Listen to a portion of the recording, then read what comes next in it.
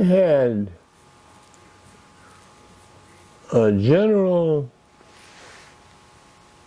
attitude that blacks live only in certain areas. You know, blacks couldn't have bought a home in the 40s and early 50s out here.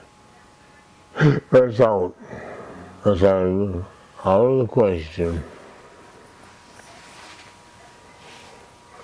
So they had a sort of registered acceptable,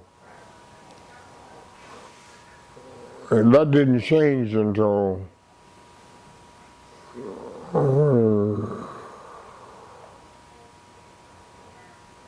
that changed, I guess, about 1960. The blacks could buy housing anywhere in the city of Seattle and Chicago and wherever. And there was a general country movement of blacks moving to various parts and better housing.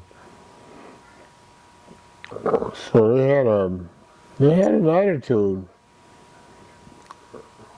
in most of the areas like this one in Chicago. Blacks could only live on the south side, a few on the west side, a few in the rundown parts of the north side, and relatively very few on the east side or by the lake, Michigan. So they had a policy. And people like FBI, they were never in favor of changing that policy. It's one of the things that has been vicious about